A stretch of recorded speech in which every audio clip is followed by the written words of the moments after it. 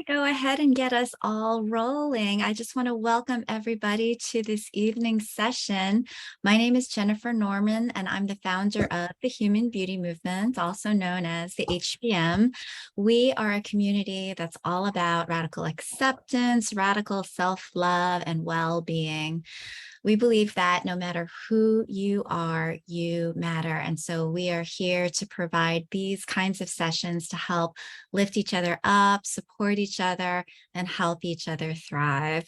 Our session tonight is called Befriending Yourself, the Art and Practice of Self-Compassion, which will be hosted by Petra Beumer. Petra is the founder of the Mindful Eating Institute.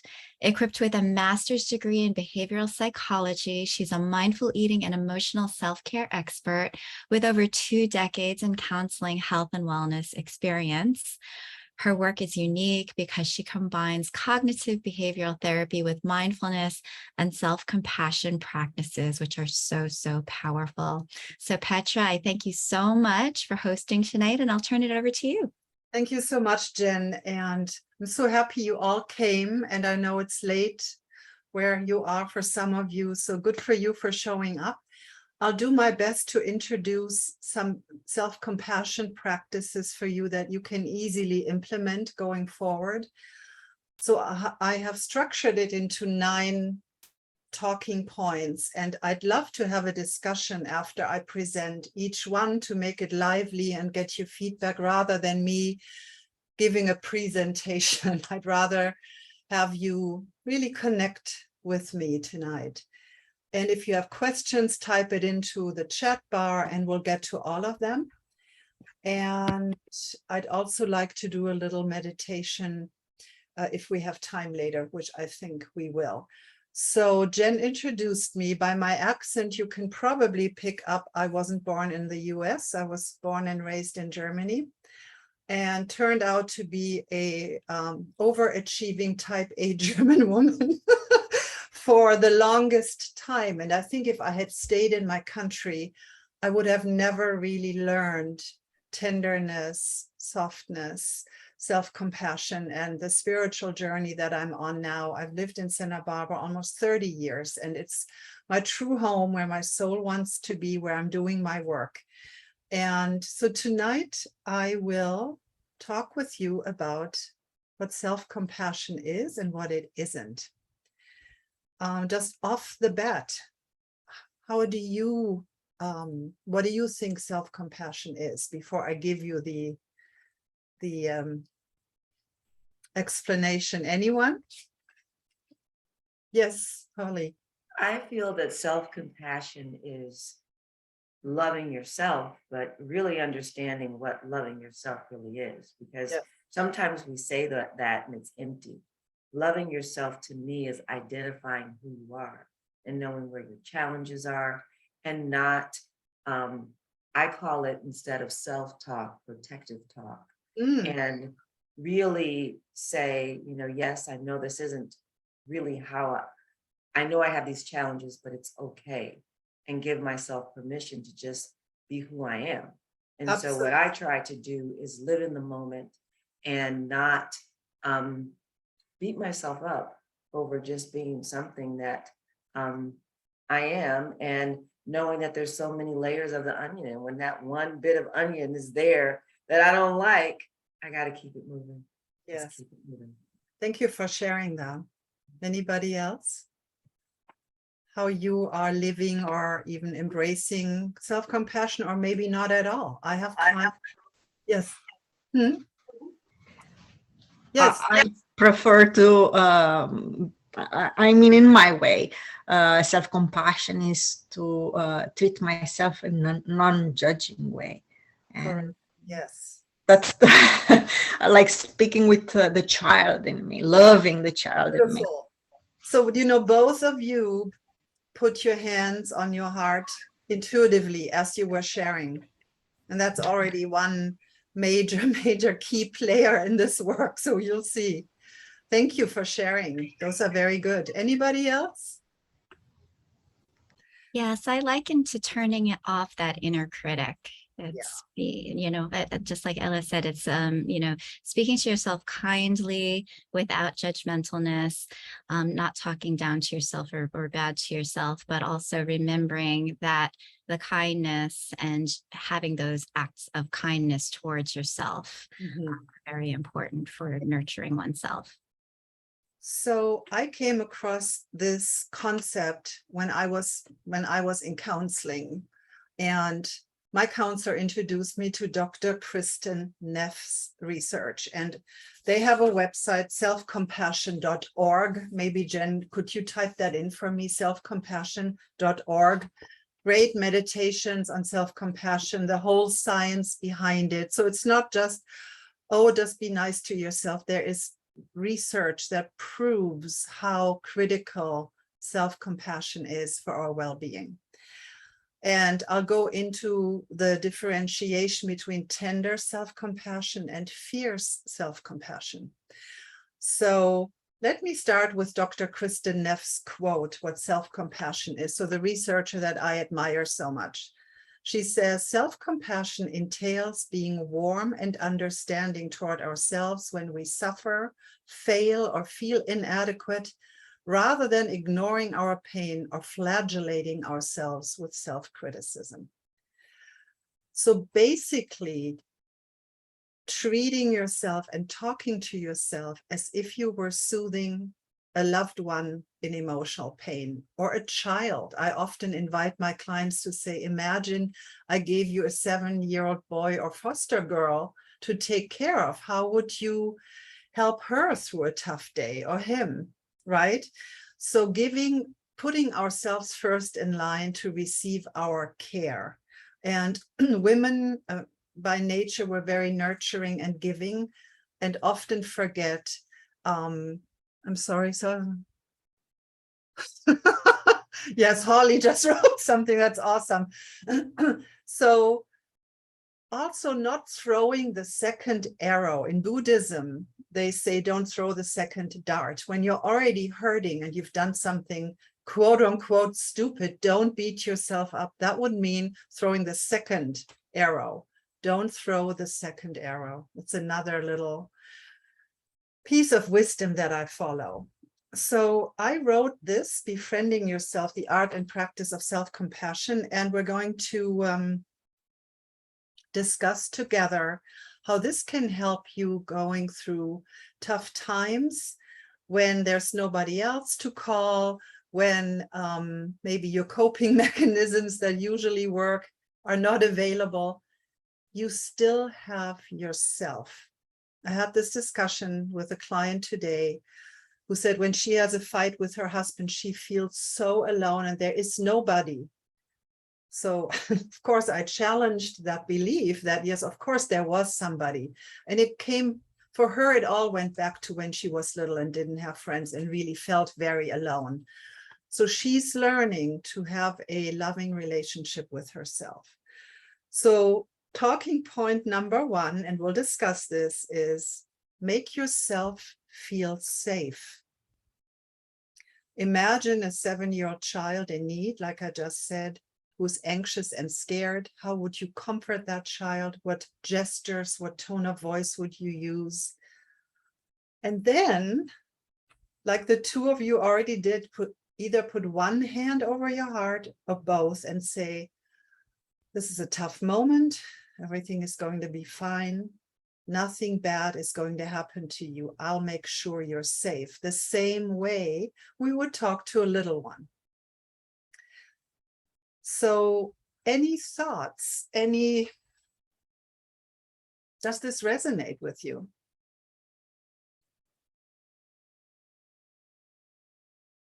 Yeah? I think Ella wants to say something. No? Okay, no problem. So inner child work, treating yourself the way you would talk to a child. Just remember that. Second one, observe your thoughts and remember they are just thoughts. They're not necessarily reality. So exploring our thought patterns and challenging the stories that we write. we can, well, we all do it. I've done it a million times. And then key question that cuts through all of the drama and the pain could be, is this really true? How likely is it that this is going to happen? And maybe sometimes even say, well, what if I don't find the words for the presentation today? Nothing bad is going to happen, right? And I don't care what my hair looks like, I'll show up anyway. So loving kindness. So is it really true? And staying mindful of black or white thinking. And then gently reroute your attention back to the present moment. That's the hardest work for all of us, coming back to the now over and over and over again. It's not easy. I don't know why, but it is very hard. And in this very moment, yes, we can feel, you can label it feeling upset, feeling scared, feeling worried, or feeling nothing. And then just letting it be. It's okay. We don't need to write a story around it. Would you agree? Okay, good. So Holly, may I read what you wrote or no? Is that just for my eyes? Yes? Holly says, thank you. I had no intention of putting the camera on when she asked us kindly, what could I do? LOL. Good. Yeah, it makes it so easy because one time I only had images, not real people moving and talking, and it's so much easier to connect. So thank you. Talking point number 3, have your own back. Some of this is redundant, but I mapped it out as a separate paragraph. Self-compassion means being your own cheerleader and protector. And I think, Holly, did you mean protection? Did you mention that earlier, or was it Ella? It was me, but I was giving the example instead of self-talk. Can you turn up the volume a tad? Thank you. Yes. Instead of self-talk, Yeah, I like to call it protective talk. yes, we have that chatter in our head. I like that. And what do you say when you practice this protective talk? Do you have like certain phrases that work really well? Whenever I find myself doubting, I can't hear you. We can't hear you. Whenever I find myself doubting me, then I do replace it, because language is so important. And when I find myself using language like I can't, Yes, that is part of the chatter too. So I know it's just protecting myself, but I have to really watch my language. excellent. And when Jen introduced me, she said, I incorporate cognitive behavioral psychology into my work. And what Holly just described is in psychology, cognitive restructuring. So you notice a negative thought running, not beneficial, definitely not serving you. You can label that as not helping, and then replace it with a beneficial, soothing, loving, supportive phrase, right? Right. So that's a technique. Yes, Ella. May I add that I just like Holly, I have a word that empowers me. I prefer to do whatever and blah blah instead of I don't like, or being so blunt. So that helps me too to regain the power. Rather than saying I hate it or this is so hard, you could say, well, absolutely. Yes, great. I incorporate. I prefer to do this or go there or see that. Yes, very good. So we also have Jennifer on board. Jennifer, do you want to show yourself? If not, that's okay. Okay. So have your own back means, like I said, becoming your own cheerleader and protector. And I don't mean it as I don't take this lightly. It really means a lot to make ourselves feel safe, especially when we didn't get that nurturing or protective talk growing up. I didn't get it. So I had no idea growing up how to soothe myself. Jennifer, it's okay. It's totally fine. So I also like a visualization where you could imagine, sometimes when I run group workshops and in person in the old days, I would say, may I stand behind you, and then gently touch the client's shoulder and say, imagine a strong elder, a loving elder, gently placing her hand on your shoulder and reassuring you, you've got this, you're stronger than you think. So you can also bring in imaginary strong images, protectors, or maybe an image you've seen somewhere of a strong warrior woman. Bring her in. So you can activate it within yourself, or you can imagine the loving elder saying, honey, you've got this. Sounds good? Okay. What else do I have? Let go of judgment about yourself and your emotions. Self-compassion means allowing yourself all of your feelings, the whole spectrum, without guilt or shame. Emotions are simply messengers. They're not going to kill us. They're messengers. And I feel in our culture here in America, even in Germany, difficult emotions are usually to be shunned rather than saying, you're sad, you're anxious, you're upset. That's understandable. That's kind of goes with the situation, rather than sugarcoating it, saying, this is how I'm feeling right now.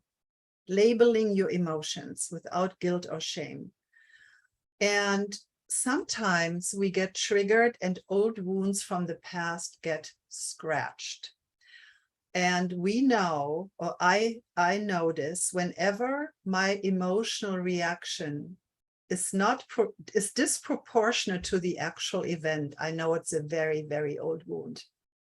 So when we quote unquote overreact or have a very, very strong reaction, it's most likely not about the other person. It's about what we needed at the time and wasn't given to us. So I'd like you all to practice Dr. Neff's self-compassion exercise with me.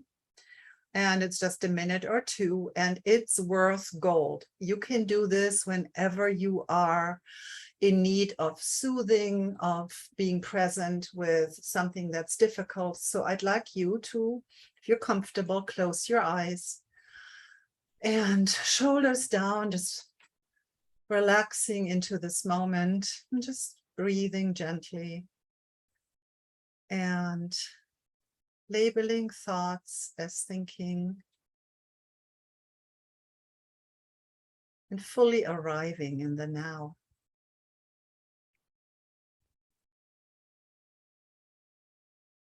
And I actually like you to recall and bring up an emotion, a difficult emotion that was maybe from a recent experience or from a long time ago. It doesn't matter. So have the courage to bring up that emotional pain for a second. Nothing too overwhelming, but like a little emotional ouch. And once you feel that again, I'd like you to place both hands over your heart and silently say to yourself, this is a moment of suffering. Ouch, this hurts. This is stress.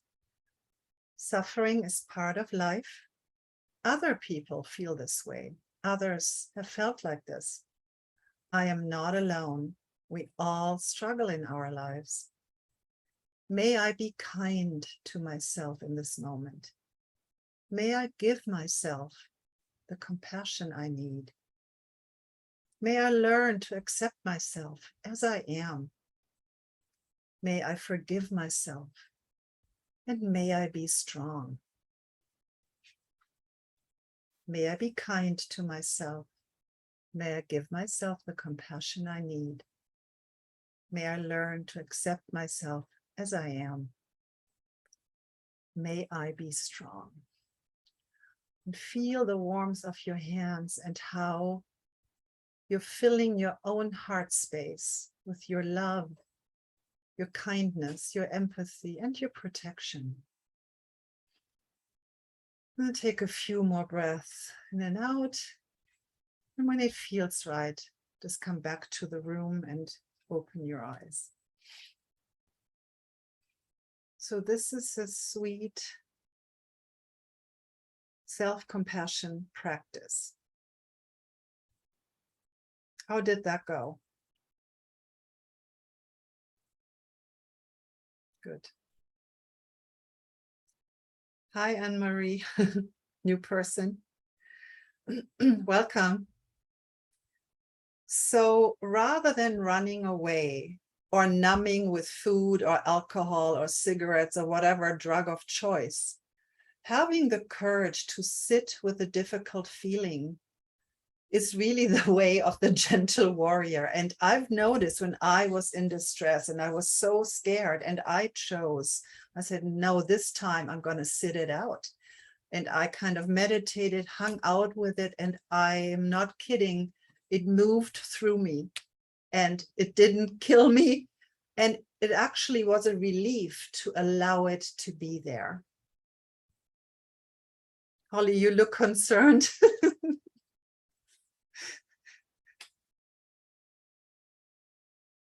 On my audio because you Oh. couldn't hear me.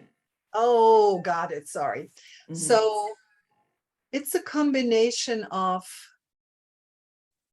rolling with what life is presenting, rolling with what life is throwing at us.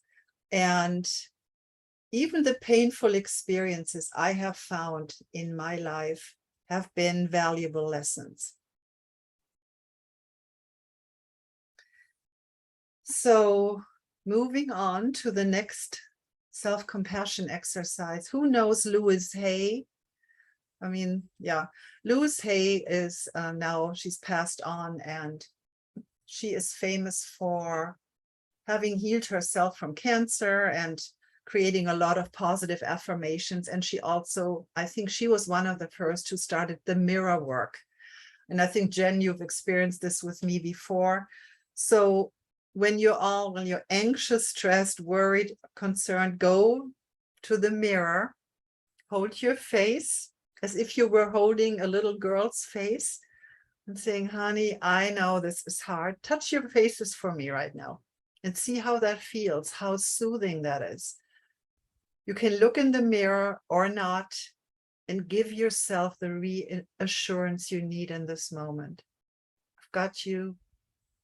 We'll be fine. We'll work through it. And then just breathe and move on.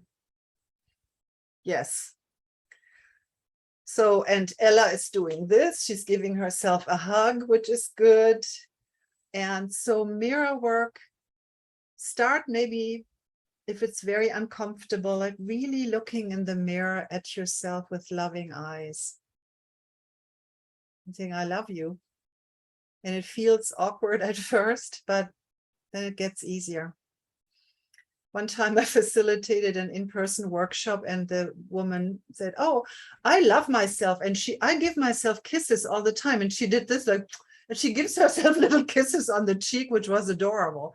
And she was an older woman. So that is one way of loving yourself. So Louise Hay has a beautiful affirmation and it goes like this. I am gentle, kind, and comforting to my inner child as we uncover and release the old negative messages within us. I'm gentle, kind, and comforting to my inner child as we uncover and release the old negative messages within us. The next paragraph I call Give Yourself Unconditional Support. If you didn't receive safe parenting or ideal mothering, it's not too late, right? So my poor mom didn't know how to do it. She was a World War II survivor. So I was left to my own devices. I had no idea how to self-nurture, self-soothe. I learned that much later in life. And I tell you, when you do it, it means so much that you can always come back to yourself for support, which is a beautiful thing. So self-compassion can mean remothering and nurturing yourself with loving care and kindness, and supporting your inner child with your full support can heal over time the mother wound, as I call it. How is that connected to self-compassion? Any thoughts? I feel like our parents are where we learned compassion and stuff like that and how to treat ourselves.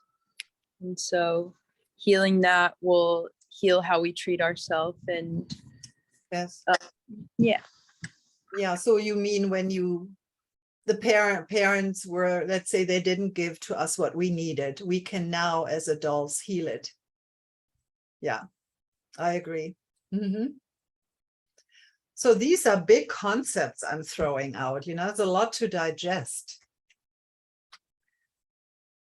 Self-compassion exercise, journaling. Each night before you go to bed, I invite you to write down 3 things you're grateful for, which is kind of standard gratitudes, and add 3 things you are proud of.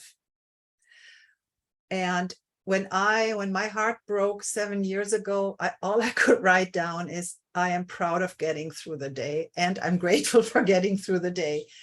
Don't think you have to write major things. Acknowledge the little things that you did well.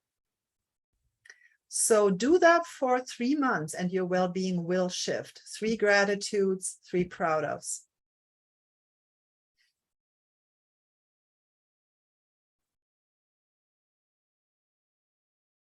So what did I write here? Once you start acknowledging your strengths and accomplishments, your sense of well-being will shift. I believe that strongly. Is anybody currently journaling? A little bit here and there? I am. Good. Yes. It's also nice to start your day by setting an intention and then bookending it, so to speak, with the gratitude and the proud ofs. I'm working with a client currently who feels very stuck and is frustrated. And so I gave her an assignment that every morning to text me an intention for the day and 1 positive self-loving or self-nurturing activity. And I got one this morning, which was really beautiful. And I believe we can really set an intention for the day. May I be kind and gentle with myself? May I nourish myself well? May I not sweat the small stuff, etc., etc. Starting the day right, because it's such a gift. I also wrote here, self-compassion can become the full expression of self-love and self-acceptance. Now that you're an adult, it means being true to who you are, allowing all your feelings without judgment, speaking your truth and being you unapologetically. That takes a lot of guts to be you unapologetically. But what if I say this, then they will think we don't have any control over what other people think or do. So owning our truth and giving ourselves permission to be authentically who we are, not wearing a mask, is, I feel, a beautiful gift, not only to yourself, but to the world, because we show up real. Pardon me. And Yes. also when we do that, I feel like give other people permission to be themselves as well, and to help give them courage too. Yes. And it's interesting, you will notice, let's say you meet somebody and maybe they're not as authentic as you'd like them to be, but you stay in your truth, and then they kind of, their facade, their armor melts, because they're now relaxing into, oh, this feels good. You let me just be me. Yeah, good.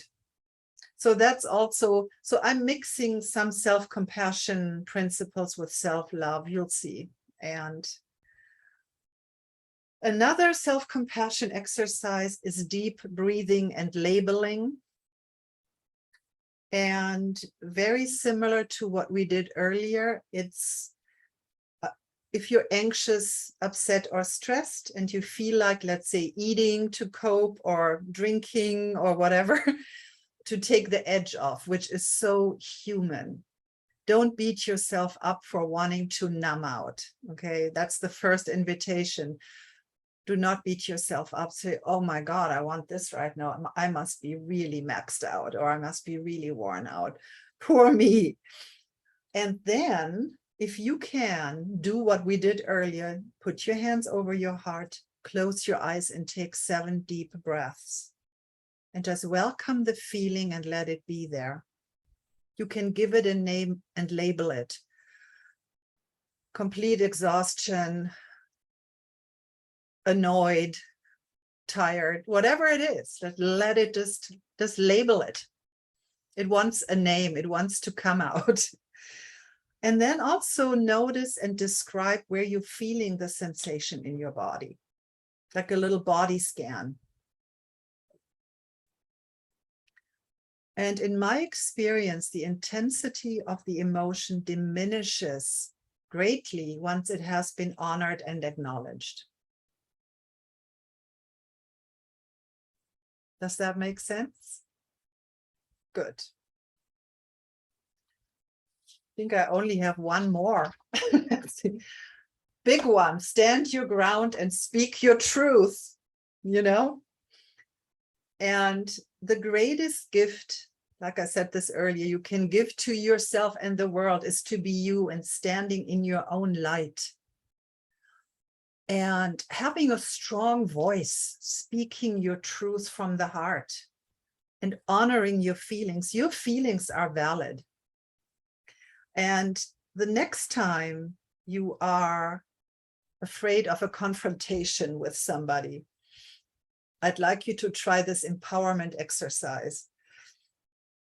You can either stand up, feet hip wide apart, and put your hands like on your waist, like I'm here, I'm standing here, and give yourself permission, as if you were coaching a little girl, saying, you tell them what's on your mind, you know, but doesn't have to be, like I always say, boundaries don't have to be electric fences. It doesn't have to be a harsh delivery, but showing up with this inner strength and the gift to yourself of saying, this is how I'm feeling, and it's going to be a no. And the other person will have a reaction, and that is their right. We have no control over anybody's feelings at all. So setting an intention to honor your truth and then letting go of the outcome. And what matters is that you're true to yourself, and what we say to others, of course, will be filtered through their own lenses, of course. We're not responsible for their reactions. What matters, I feel, is our intention behind it. You know, what is my intention? Am I prioritizing my needs because that feels right? That's a good intention. But if we give and give and give, ignore our needs and give to others, wear ourselves out, then whose needs are you prioritizing? So I wrote, if truth is spoken from the heart, the other can typically hear it. They may not like it, and that's okay. It's not our job to process the feelings of others. We're only responsible for our own. This is all I have regarding to content, because it's dense. There's a lot there. And I don't want to go into more content, but I would love to discuss more. And I really hope that some of the self-compassion practices and exercises will help you going forward. So maybe if you feel comfortable, share with us, with me and the others, what resonated with you, what you will lovingly nurture going forward, or anything else you'd like to share. This is now open discussion. I'd like to just say that, can you hear me? A little louder. Okay, what I'd like to say is that when you were talking about Holly, can you turn up the volume a little bit? Thank you. No, no, I think I'm no, having it's good. No, it's good. Okay, what I'm finding is that when I label my emotions, you know, they're stuck, you know, unless you know how to identify them, they can stay in your body. Yes. But what I'm finding is that some of those emotions are when I was 3 or 4 or 5. So when they get activated, I turn 5.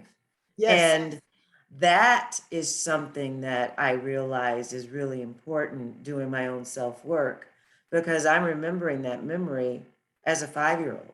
Yes. So sometimes you have to update that script and ask yourself, is this really true? This happened to me when I was 5. Right. And I want to add, that is so true. It's never too late to become the person you needed the most. Right. Because that young 5-year-old is still part of your psyche. And we can't shun, well, we can shun her, but where does she go? So this is very good to have the wisdom to say, wow, I just turned 5. I'm feeling like I'm 5, and I know that feeling. And it can be annihilating, can be awful. So then the mothering kicks in. Because now we're not 5. We can protect ourselves. We can say, I'm walking away from this. This is toxic. Great. Thank you for sharing, Holly. Jen, you were ready to go. Yeah, I wanted to say that I know that it had been quite a habit of mine to give of myself more than I likely should have. And it led to me putting myself last. And so I would often, you know, overwork myself, Yes. over care for other people, be over attuned to their emotions. As you were saying, we're not responsible for their emotions. It's a very big lesson to learn. As you said, it's very dense. And it was only until you get to the place of complete burnout, which I think a lot of women can relate to, that you feel like you're in crisis. And then all of a sudden you're at this place where it's preservation. And so you get to finally saying, well, I need to put myself first, and you don't even know how. It's become such a strange thing to even get to that place. And so these kinds of sessions are so wonderful in order to really help reinforce the fact that this is not selfish. This is something that we should all be doing in order to make sure that we are thriving. Yes. Thank you for sharing that, Jen. Yeah, self-care, emotional self-care is not selfish. It's not a luxury. It's a necessity. It really is. Thank you. And Olivia, yes? Yeah, so lately I've been having so many feelings of unworthiness and just beating myself up because I'm in a situation where I'm staying with a friend on his couch because life stuff happened, and that just made me feel terrible. But kind of framing it as like my inner child, like I wouldn't think a 6-year-old was terrible for this. And I know exactly, but yeah, that helps a lot. Yes, wonderful. Yes, you deserve the same care, compassion, and understanding. Good. This is great. Thank you for sharing. Thank you. Anybody else? You want anybody? I was going to say, and that gets to the point of, as you're saying, like we tend to just beat ourselves up. and, judge our own selves for things and circumstances that happen and put us in these positions. But truly, just giving ourselves that love will help us to, see the blessings that we have before us, and then cultivate a healthier pathway forward, one that leads to a better outcome. Yes, agreed. And we're all on a journey. So, and any other, maybe anybody else who wants to share what they're taking from tonight? What little seeds have been planted that you'll nurture?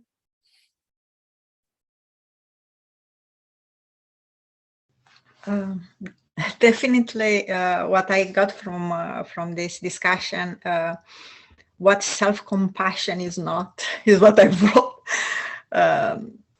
The misconceptions, the misgivings are barriers, and we have to dismantle them. Simple as that. Yes. We have to tell ourselves, I am enough. I'm good enough. I love myself.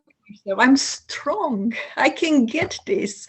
I'm better than ever by looking at what is around us, and we are blessed. Yes. So yeah, gratitude plays a big role, yes. A big role. And also the antidote of self-compassion is self-pity. Oh, the other way. So self-pity shouldn't No, be. self-compassion is definitely not self-pity. Yeah. Self-compassion is, ouch, this hurts. And I want to quickly, and Jen wrote something I read, which is a good idea. Thank you, Jennifer. The other Jennifer, emotions are messages, stood out to you. Yes, accept the emotion, let go of the outcome. Easier said than done, but it's worth the practice for sure. I want to just briefly touch on what I started with: tender self-compassion versus fierce self-compassion. Our inner girl cannot always run the show. Sometimes she does need boundaries in a healthy, loving way. So fierce compassion is, well, you've had your 5th cookie and you haven't moved all day, time to get your butt out the door. That's like a loving mother. Sometimes you need to activate like a loving assertiveness. Also, fierce compassion kicks in when it's important to set boundaries. Saying no when you mean no, yes when you mean yes, and maybe when you mean maybe. And then the tender self-compassion is soothing, nurturing, also protecting. So there are those 2 elements that I think mothers have. And one of the books I read many years ago, and I gave it away, it's called Women Who Run with the Wolves. I feel every woman should read it at least once. It's written by a Jungian psychoanalyst, and she interprets mythological stories from a Jungian psychoanalytical, it's very profound. And she calls her book Women Who Run with the Wolves, not what we're thinking maybe, oh, men are wolves. No, not at all. For her, the wolf nature of a feminine wolf, of a female wolf, is fierce protector of her young, wisdom, intuition, and all these great things. So it's a great book to read, maybe now going into fall and winter, to just read a chapter here and there. So Jen had a great idea. She said, maybe we can do a bit of journaling. Yes. So if you have a piece of paper or a journal around, if not, just do it mentally. I'd like you to journal about what needs to be strengthened in my nature, number 1. And secondly, what needs to be softened in my nature? What needs to be strengthened in my nature and softened in my nature?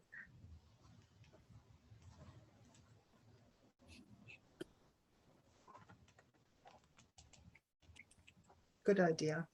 Could you elaborate on what you mean by that just a little bit? Yes. it's a reflective exercise on tuning into what needs, which behavior you'd like to strengthen. For example, it could be maybe saying more, no more often, or trusting yourself. So whatever you'd like to strengthen within yourself. And the second one, what needs to be softened is, I have a tendency to push myself pretty hard because I was raised that way. So for me, softening that and giving myself permission to unplug when I'm done. Does that all make sense? What needs to be strengthened and softened? And it's a unique answer for everyone. So take a moment.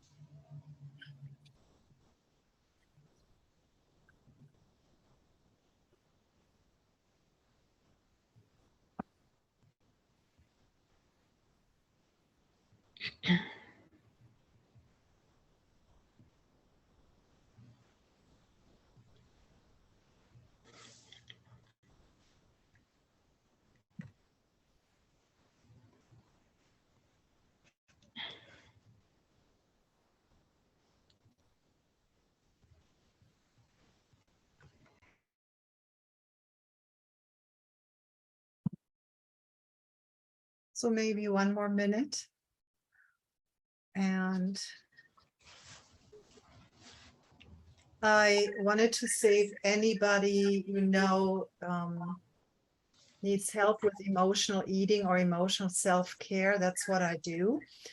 And I offer initial complimentary consultations to see if a client and I are really a good match. And I just typed in my phone number and email. So I answered these questions when I did a workshop where I was a participant and we were asked to answer those. So do I have a brave soul to share your answers? Yes. I've just few lines. I wrote, it is safe to look within. I love to see within. I'm not alone. And I am safe. It's only change.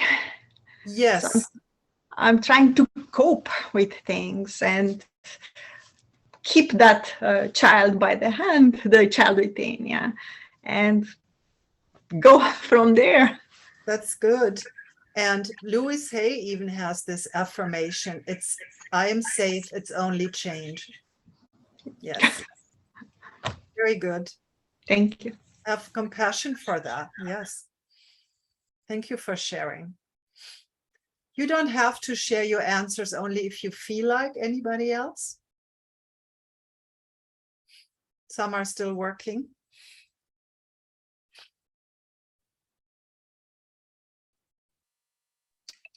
I just had a question. Mhm. How do you remember to do this stuff, especially in like moments when you're really high emotion and stress? Because I feel like sometimes I start getting on track with doing things like this and then I just eventually fall off on it. That's a great question.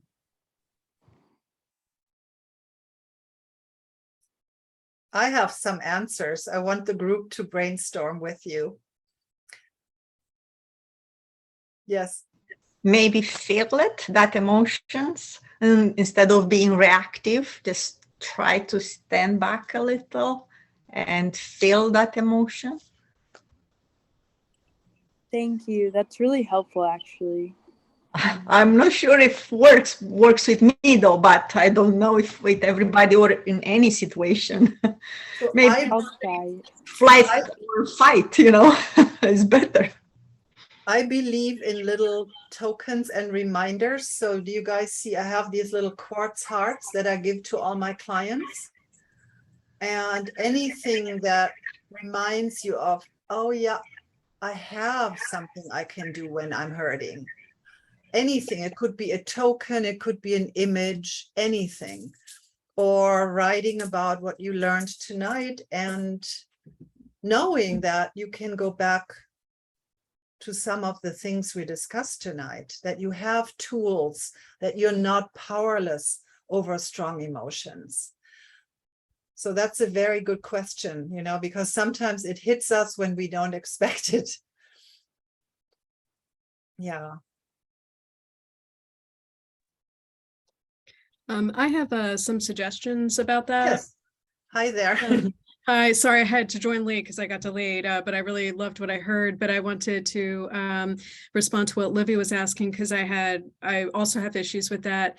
And I found sometimes it just helps to keep my brain occupied with either counting numbers or thinking of every word I can think of that begins with a certain letter. And it gets me out. I do that until I get out of that high emotional state. And then I have more space to be like, oh yeah, these are the tips that I learned. Let me move into this. But if you can, and I mean you in general, if one can get themselves out of that before, I always think of it as like before it touches my brain too much, where I can feel everything just starting to rise and get frustrated in me. If I can kind of quell that, then I can start moving into that space. And it is practice. It won't work the first couple of times. And even after your practice, there'll be times it doesn't work either, but I know. you'll feel your brain kind of change over time. Right. Thank you. And Thank you. Vicky wrote, she likes the 21 Days app. Constantly reminds you to keep up with and create healthy habits. So there's an app called 21 Days, I guess. So it's a good one. And Anne-Marie said, somehow when you're in this heightened state, coming back down to earth and into your body by doing simple practices like counting, also noticing when somebody has a lot of anxiety, what am I seeing? What am I smelling? What can I touch? Coming back to the now as much as you can. Yeah. Olivia is writing it down. Good. Yes. How sweet. Vicky just wrote, you got it. We got this. Yes, we do. Well, everyone, we're coming to an end. It was my pleasure to share what my life's work is to help. Basically, if somebody asked me, what do you do? I would say, I help heal the mother wound. People find me for weight loss, but after the first session, we don't talk about weight. Really not. So it's, yeah, healing and giving to us what wasn't given to us when we were little. And I'm one of them, and I healed a lot of stuff. Doesn't mean I don't get triggered, but I have, thank God I have tools and friends.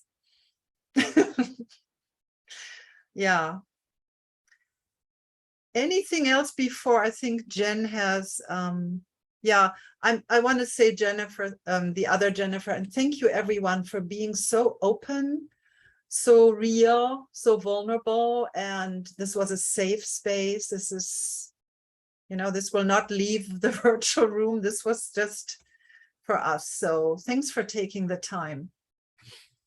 Absolutely. Well, Petra, thank you so much. Thank you, everybody, for joining us. I am really, really thrilled with everybody's participation, and I hope you all got as much out of this as I did. If you enjoyed it, please let everybody know. We are a new community that thrives by word of mouth.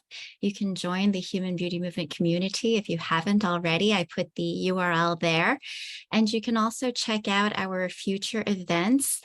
We have one coming up this coming, I think it's next Thursday, if I'm not mistaken, or Wednesday. It's September 28th. It's called Connection, Meditation, and Poetry, hosted by Sarah Megida.